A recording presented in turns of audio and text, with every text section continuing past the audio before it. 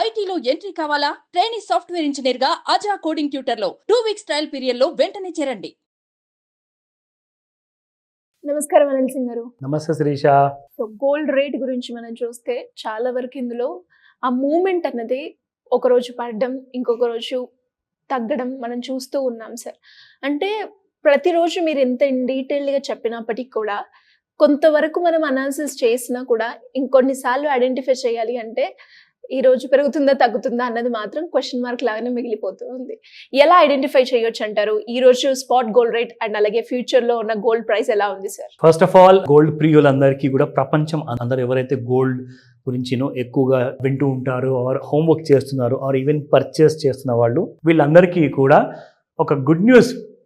China దేశం ఏమిచ్చిందంటే ప్రపంచంలోనే అతిపెద్ద గోల్డ్ మైన్ హిస్టరీలో ఇప్పటిదాకా ఎవరు ఏ దేశంలో కూడా ఇప్పటిదాకా అన్కవర్ చేయలేకపోయారు. చైనాలో 1000 టన్నుల బంగారం కలిగి ఉన్న ఒక మైన్ని కనిపెట్టారు. అయితే దీనివల్ల ప్రపంచం అంతట్లో చాలా ఒక హ్యాపీ న్యూస్ ఎందుకు వచ్చిందంటే, ఎందుకు ఈ విషయం చెప్తున్నానంటే, యాక్చువల్గా ఏం జరిగిందంటే సౌత్ ఆఫ్రికాలో ఒక చాలా పెద్ద మైన్ అనేది ఉండేది. దాదాపు 930 మెట్రిక్ టన్స్ బంగారం అనేది అక్కడ నుంచి తీశారు.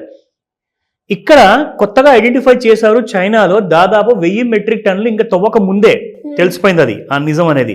సో ఇక్కడ నుంచి గోల్డ్ ప్రైసెస్ చాలా స్టేబుల్గా ఉండబోతున్నాయి అండ్ ఇక్కడ నుంచి ఎక్కువగా పెరిగే ఛాన్సెస్ ఎక్కువగా ఉంది అంటున్నారు ప్రపంచంలో ఉన్న పెద్ద పెద్ద అనలిస్టులు అందరూ. ఈ హెడ్లైన్ న్యూస్ ఇవాళ చూడడం జరిగింది. సో ఇందులో మనం చూసుకుంటే China discovers world's largest gold deposit with 1000 metric tons of ore which is worth $82 billion.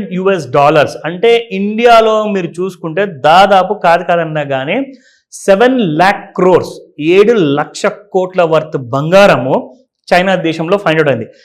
మరి ఈ న్యూస్ మనకెలా గుడ్ న్యూస్ అవుతుంది?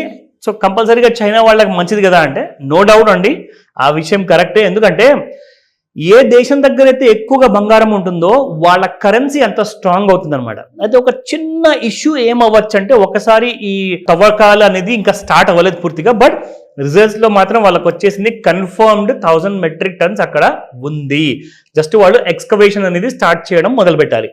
అయితే ఈ విషయంలో చూసుకుంటే ఇండియాలో పెద్ద పెద్ద సైంటిస్టులు అందరూ ఏం ప్రెడిక్ట్ చేస్తున్నారంటే చైనా కంటే ఎక్కువ బంగారం ఇండియా మైన్స్ లో ఉన్నాయి. దాదాపు అక్కడ మీకు 1000 టన్నుల బంగారం ఉంటే మన దగ్గర more than 5000 mega metric tons లాంటి బంగారం కలిగి ఉన్న చాలా చోట్లు ఉన్నాయి.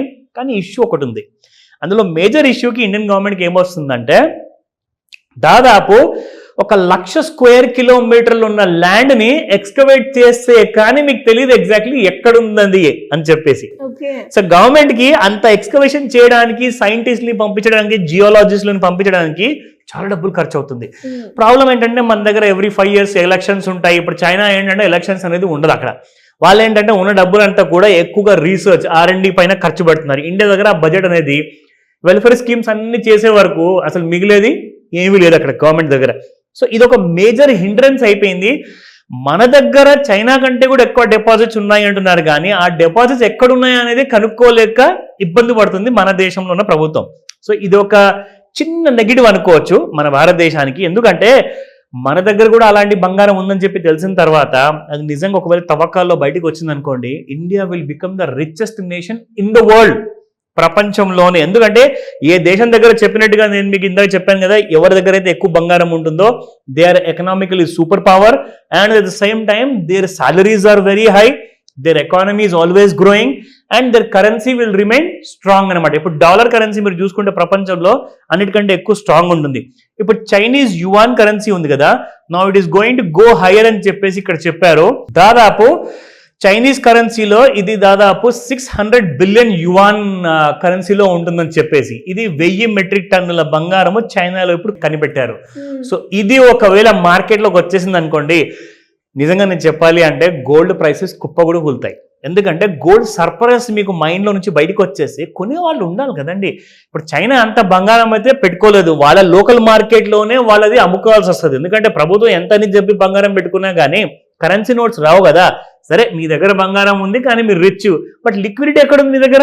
సో లిక్విడిటీ జనరేట్ చేయాలి అంటే దాన్ని మార్కెట్లో లోకల్ మార్కెట్లో కనీసం అమ్ముకోవాలి.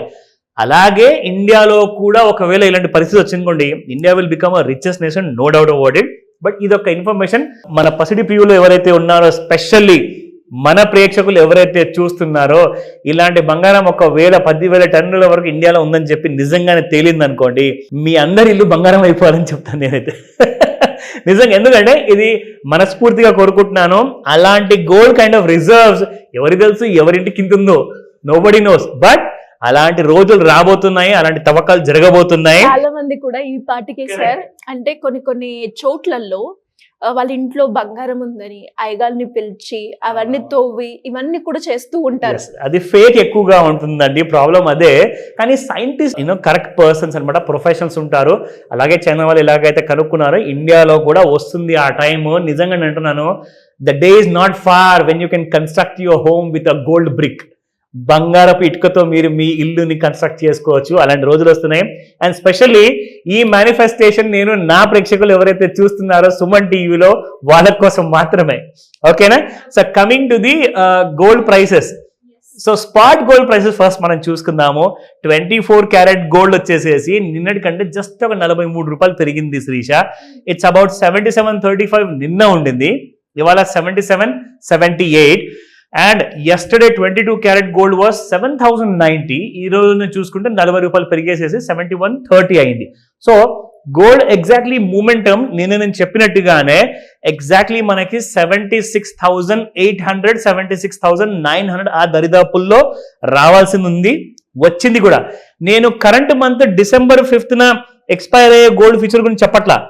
It is the 2025 February 5th expire అయ్యే గోల్డ్ ఫ్యూచర్ చెప్తున్నా. ఎందుకంటే మీకు ఎవ్రీ మంత్ ఎప్పుడైతే ఎక్స్పైరీ అవుతుంది కదా, first 5 days of that month ఆ కరెంట్ మంత్ ఫ్యూచర్స్ లో ట్రేడింగ్ అనేది జరగదు ఎక్కువగా. సో ఇప్పుడు మీకు నేను చూపిస్తున్నాను ఫిబ్రవరి మంత్ది. సో ఇది మనం చూద్దాము శిరీష. ఈ రోజు మనం చూసుకుంటే మనకి గోల్డ్ నిజంగా చెప్పాలి అంటే ఒక లాంటి కైండ్ ఆఫ్ ఫాల్ ఇచ్చిన తర్వాత అక్కడి నుంచి మళ్ళీ రైజ్ అనేది జరిగింది. కానీ రైజ్ తర్వాత మళ్ళీ ఫాల్ వచ్చింది. సో ఈసారి ఏం జరగబోతుంది అది మీకు చెప్తా. సో ఇక్కడ మనం చూసుకుంటే ఎగ్జాక్ట్లీ ఈ ఫాల్ తర్వాత ఏదైతే రైజ్ వచ్చిందో డౌన్ సైడ్ నుంచి, సో ఇలా అనేది ఒక రైజ్ అనేది వచ్చింది. కానీ ఆ రైజ్ ఎక్కువ రోజులు ఉండలేకపోయింది అనమాట. మాక్సిమం అంటే ఒక వారం 10 రోజుల వరకు గోల్డ్ పెరిగినట్టే పెరిగి from the bottom of around 73,900 నుంచి పెరిగేసేసి 77,713 వరకు వెళ్ళింది. కానీ మళ్ళీ చూడండి, మన వేసిన ఏదైతే ట్రెండ్ లైన్ ఉందో దాన్ని బ్రేక్ చేసేసి డౌన్ సైడ్ లో ట్రేడ్ అవుతుంది. ఇప్పుడు ఇక్కడ నుంచి గోల్డ్ మీకు ఒకసారి 73,500 బ్రేక్ అయిన తర్వాత then you'll have a latest fall. అప్పటిదాకా ఏంటంటే ఈ నాయిస్ లెవెల్స్ అనేది ఎప్పుడు కనిపిస్తూ ఉంటుంది, ఒక డిసైసివ్ మూమెంట్ అనేది తీసుకోలేకపోతుంది బంగారం. 78,000 అప్ సైడ్ క్రాస్ అవ్వాలి, లేదంటే 73,000 డౌన్ సైడ్ బ్రేక్ అవ్వాలి. అప్పటిదాకా మేజర్ ట్రేడ్స్ చేయకండి, నేను రికమెండేషన్ ఇవ్వట్లేదు.